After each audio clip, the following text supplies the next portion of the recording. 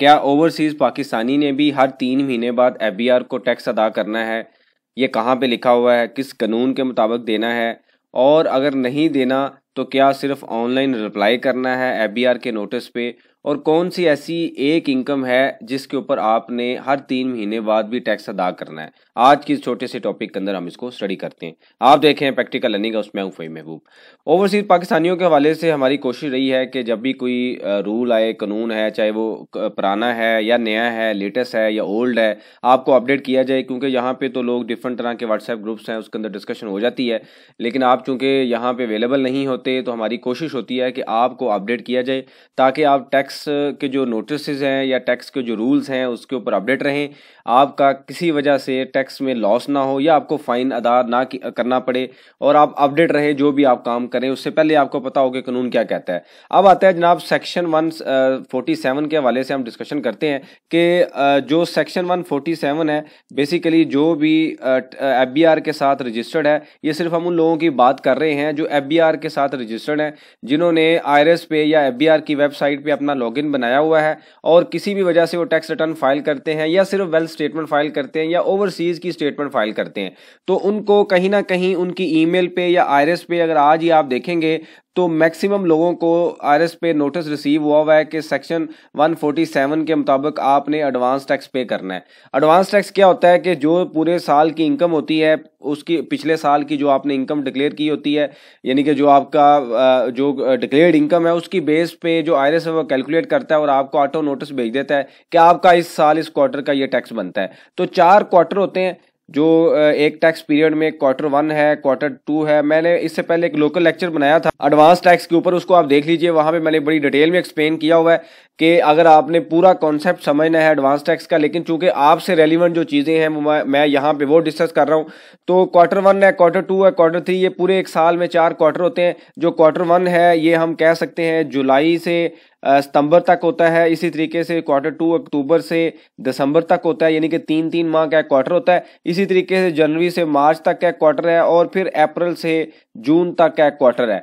तो अगर आप पाकिस्तान में, चूंकि आपका कुछ ऐसे ओवरसीज है जिन्होंने पाकिस्तान के अंदर इन्वेस्टमेंट की हुई है या उनकी पाकिस्तान सोर्स इनकम भी है, तो सबसे पहले क्या इनकम आती है? या तो आपको कोई रेंटल इनकम रिसीव हो रही है, मतलब आपने कोई प्रॉपर्टी आपकी है, उस प्रॉपर्टी को आपने रेंट पे दिया हुआ है, आपको मंथली रेंट रिसीव हो रहा है, वो आपके बैंक अकाउंट में भी आ सकता है या आपके बिहाफ पे कोई कैश ले रहा होगा। तो इस सिचुएशन में क्या अगर आपने पिछले साल में इस तरीके से रेंट की प्रॉपर्टी इनकम डिक्लेयर की हुई है, तो क्वाइट पॉसिबल कि आपको भी वो नोटिस आया हो कि आपने भी टैक्स पे करना है। अब होता क्या है, फॉर एग्जाम्पल आपने किसी को प्रॉपर्टी रेंट पे दी हुई है जिसका रेंट है पर मंथ 1 लाख, इसको अगर आप 12 के साथ मल्टीप्लाई करें तो ये 1.2 मिलियन यानी कि 12 लाख बनता है साल का। अब कानून ये कहता है कि जी इसके ऊपर आपने, चूंकि पिछले साल लास्ट टैक्स ईयर में मुझे टैक्स दिया हुआ था, तो सिस्टम क्या करता है, ऑटो इसको कैलकुलेट करता है आज की यानी कि करंट पीरियड में। उसके पास डिफरेंट पैरामीटर्स हैं, डिफरेंट रूल्स हैं। वो सिंपल ये करते हैं कि 1 लाख पर मंथ रेंट था, जो इसको मल्टीप्लाई करेंगे 110% के साथ, ये अमाउंट आ जाएगी 1,10,000, और इसके ऊपर जो टैक्स है वो कैलकुलेट करके आपको कहा जाएगा कि आप इसको क्या करें, डिपॉजिट करवाएं।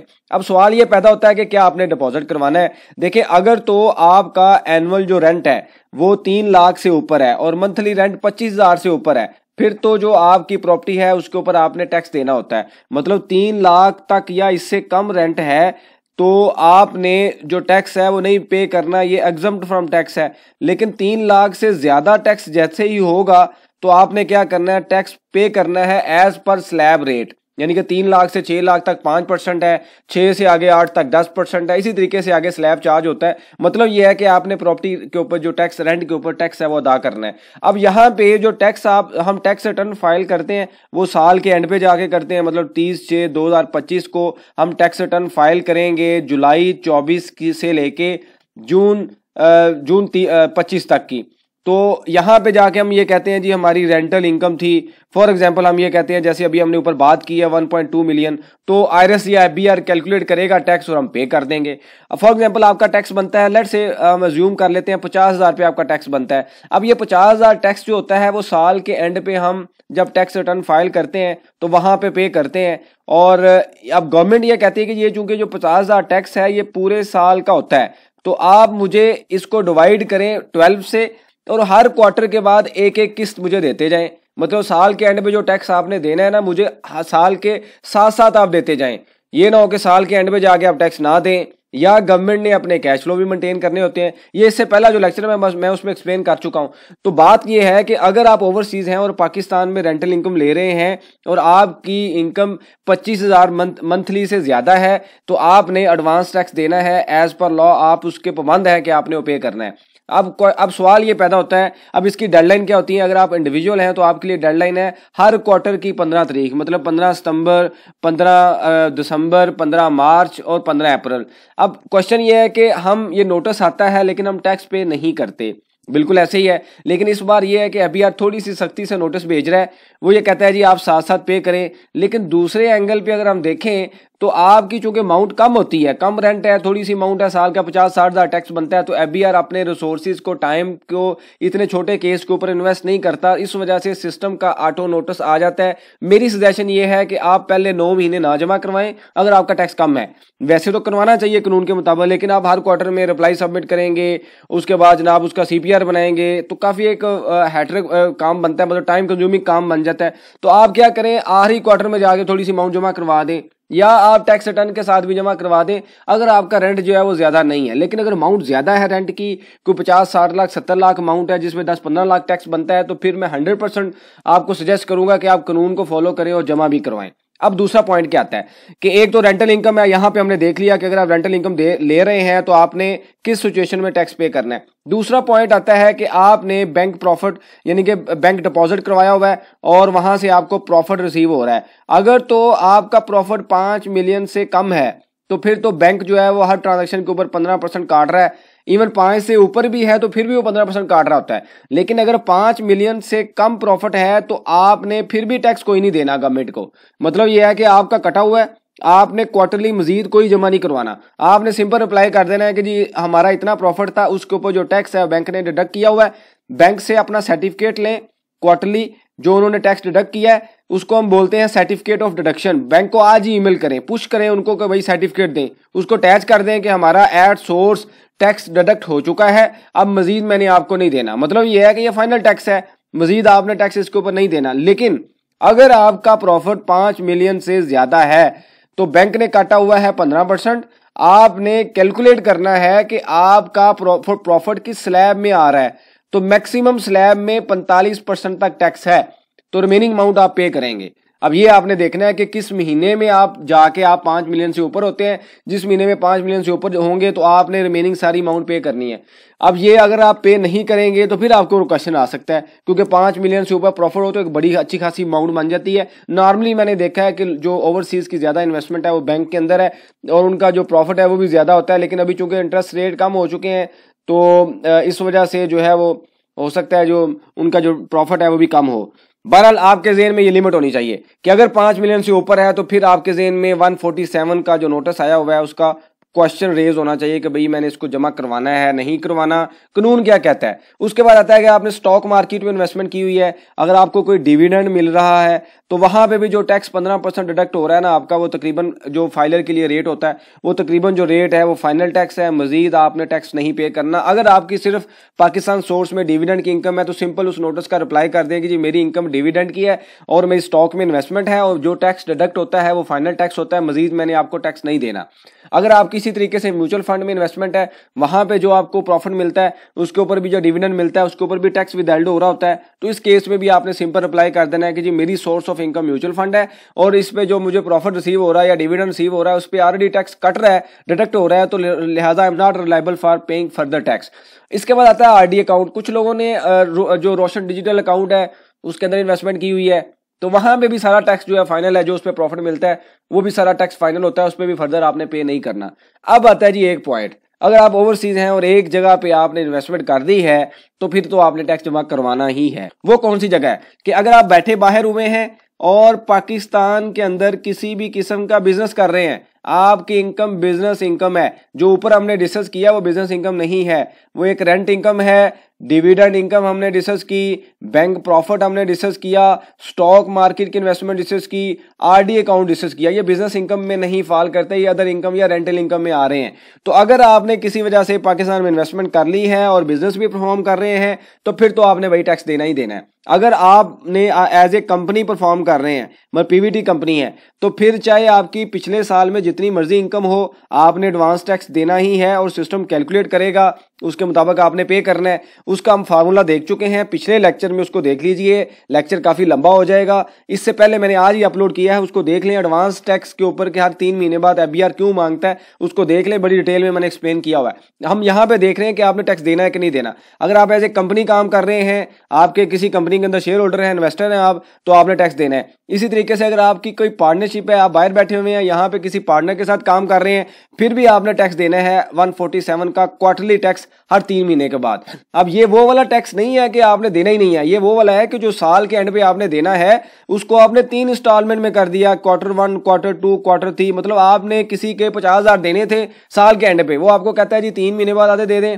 एक हिस्सा दे दें, तो अगले 3 महीनों बाद एक हिस्सा दे दें, उससे अगले 3 महीनों बाद एक हिस्सा दे दें, और आखिरी क्वार्टर में यानी कि आखिरी जो टाइम है, जो 3 महीने है, उसके अंदर भी आप दे दो, टैक्स पूरा हो जाएगा। इसके बाद आता है कि जी अगर आपने बैठे वहां पे हुए हैं, यहाँ पे बिजनेस कोई ट्रेडर है, इन्वेस्टर है, डिस्ट्रीब्यूटर है, कुछ भी कर रहे हैं, और आप एज ए इंडिविजुअल या सोल प्रोप्राइटर रजिस्टर्ड हैं, तो फिर आपने ये देखना है, कानून ये कहता है कि अगर लास्ट टैक्स ईयर में, मतलब पिछले साल आपकी इनकम 1 मिलियन या इससे ज्यादा है टैक्सीबल इनकम, तो फिर भाई साहब आपने फिर भी टैक्स देना है। मतलब इस साल आपकी कैलकुलेशन होगी और आपने टैक्स पे करना है। तो मतलब ये है कि आपने अगर पाकिस्तान के अंदर आप बिजनेस कर रहे हैं और बिजनेस इनकम जनरेट कर रहे हैं, तो फिर इस सिचुएशन के मुताबिक ये जो 4-5 मैंने सिचुएशन बताई हैं, जिसमें कंपनी आता है, एओपी आता है, इंडिविजुअल आता है, 3 बल्कि सिचुएशन है, इसके मुताबिक आपने टैक्स लाजमी पे करना है। तो ये आप ज़हन नशीन कर लें कि अगर आप इस सारी कैटेगरीज में हैं और यहाँ पे फॉल कर रहे हैं तो फिर आपने टैक्स देना है। अब ये हम सारी चीजें बातें क्यों कर रहे हैं कि अगर लेट्स से हम बिजनेस कर रहे हैं, आप ओवरसीज हैं, पाकिस्तान में बिजनेस कर रहे हैं, और आप ये कंप्लाइंस 147 की पूरी नहीं करते, तो क्वेश्चन क्या आ सकता है। अब ये भी तो हमें पता होना चाहिए ना, अगर मैं काम नहीं करता तो मुझे फाइन क्या होगा, पेनल्टी क्या होगी। अब यहाँ पे ये है कि फॉर एग्जांपल आपका टैक्स बनता है पूरे साल का 50,000। कानून ये कहता है कि इसको 4 क्वार्टर में डिवाइड कर लें, क्वार्टर 1, क्वार्टर 2, क्वार्टर 3 और क्वार्टर 4 में डिवाइड कर लें, और मुझे आप हर क्वार्टर की एक एस्टीमेट जो इंस्टॉलमेंट है वो पे कर दें। वो साथ ही वो ये कहता है कि जो आप यहाँ पे एस्टीमेट कर रहे होंगे, मतलब ऐसा नहीं है कि आपका टैक्स बनता है 3,000 और आप मुझे जनाब 1,500 दे दें, ऐसा नहीं है। वो ये कहता है यहाँ पे आपने बेस्ट एस्टीमेट लगाना है। बेस्ट एस्टीमेट से मुराद ये है कि जो नियर टू एक्चुअल है, 10% का उसने हमें लेवरेज दे दिया, 10% की हमें उसने स्पेस दे दी है। वो ये कहता है कि 50,000 का 90% जो है ना, ये तो भैया आपने मुझे पे करना ही है, यानी कि 4 क्वार्टर में। 10% का मैं आपको स्पेस देता हूं कि जब आप टैक्स रिटर्न फाइल करें तो उसके साथ 10% पे कर दें। फॉर एग्जाम्पल हम अज्यूम करते हैं कि अगर ये अमाउंट बनती है 50,000 का, अगर हम 90% लें तो ये अमाउंट बनती है 45,000। तो 45,000 आपने, कानून ये कहता है कि आपने मुझे पे करना है 15 जून तक, यानी कि 15 जून 2025 तक आपने मुझे पे कर देना है। साथ ही वो ये कहता है जी आपका टैक्स बनता है 50,000। ये जो 5,000 है ना, ये आप 30 सितंबर पे या उसके बाद एक्सटेंडेड डेट में जब भी आप टैक्स रिटर्न फाइल करें तो वहां पे जाके 5,000 मुझे पे कर दें। तो 45 उसने आपसे एडवांस ले लिया, 5,000 वो रिटर्न पे टाइम पे लेगा। अब ये उसने कह दिया है। अब लेट्स से अगर हो ये कि यहाँ पे आपने 45 जमा करवाना था, आपने करवा दिया 30,000, तो वो ये कहता है जी मैंने 50 तो आपसे लेना ही है, बाकी जो 15,000 है ना ये वाला, यानी कि 90% से जो कम अमाउंट है, यानी कि 45,000 देना था 90% और दिया हमने 30,000, तो 15,000 के ऊपर वो कहता है जी मैंने नंबर ऑफ डेज, जितने डे आपने मुझे कम पे किया, नहीं पे किया, उसके ऊपर मैं 12% एनुअल के हिसाब से सरचार्ज चार्ज करूंगा, जो कि शुरू होगा 1 अप्रैल से 2025 से। जब तक आप टैक्स रिटर्न फाइल करते हैं, फॉर एग्जांपल आप टैक्स रिटर्न फाइल करते हैं 30/9/2025 को, तो ये नंबर ऑफ डेज जितने बनते हैं इसके ऊपर आपसे वो उसने 50 तो लेना ही लेना है, प्लस आपसे पेनल्टी भी लेगा क्योंकि आपने लेट पेमेंट की है। तो इसका मतलब ये हुआ कि उसने कैप लगा दिया कि भाई एस्टीमेट आपका बड़ा रिलायबल होना चाहिए, बेस्ट एस्टीमेट होना चाहिए, नियर टू एक्चुअल होना चाहिए। अगर वो ठीक ना हुआ तो फिर भी मैं आपको चार्ज करूंगा। तो मैं इसको कंक्लूड करता हूं, काफी लंबा लेक्चर हो गया है कि अगर आप रेंटल इनकम है, प्रॉफिट है, रेंटल इनकम के ऊपर मैंने बता दिया है 25,000 से ऊपर रेंट होगा। फिर liable for advance tax payment है, अगर अमाउंट कम है तो हमारी सजेशन है कि आप रिटर्न के साथ पे कर सकते हैं। अमाउंट अगर ज्यादा है, कोई प्लाजा दिया हुआ रेंट में जिसका रेंट ज्यादा आ रहा है, जिसकी अमाउंट ज्यादा बनती है, तो फिर लाजमी पे करें। अगर आप टाइमली पे नहीं करेंगे तो आपसे सरचार्ज भी लिया जाएगा। देखें कानून में लिखा हुआ है एफबीआर लेता है या नहीं लेता वो बाद की ऑप्शन है, किसी भी टाइम इनकी पॉलिसी चेंज हो सकती है और कह सकते हैं कि जी जिन्होंने लेट फाइलिंग की है, लेट पेमेंट की है ना टैक्स, उसको नोटिस भेज दें, तो फिर आपको खामखा जो टैक्स आपने आज देना है वो बाद में आप पेनल्टी के साथ भी पे कर रहे होंगे।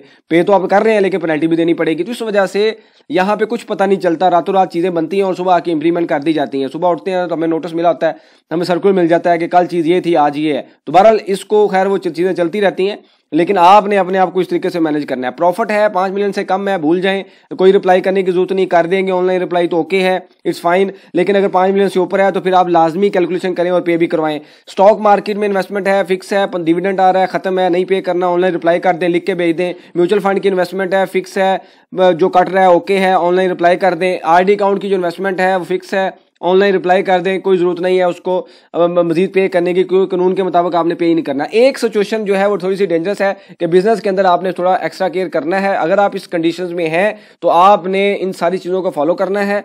अपने आप को फाइन से बचाएं, एक्स्ट्रा नोटिस से बचाएं। आप बाहर बैठे होते हैं, यहाँ पे नोटिस आता है, परेशानी भी बनती है, बैंक अकाउंट भी चल रहे होते हैं, कुछ भी एक्शन लिया जा सकता है। तो बहरहाल उसको अवॉइड करें, ईमेल को देखते रहा करें, आईआरएस को भी देखते रहा करें। आज ही देखें, नोटिस आया हुआ है तो ओके है, नहीं आया हुआ फिर भी आप एस्टीमेट फाइल कर दें अगर आप इन कंडीशंस में आ रहे हैं। आपके पास कोई सजेशन हो, क्वेश्चन हो, मेंशन कीजिए, इसके ऊपर हम डिस्कशन करेंगे ताकि जो लर्निंग का प्रोसेस है कंटिन्यू रहे। बहुत शुक्रिया, जज़ाकल्लाह।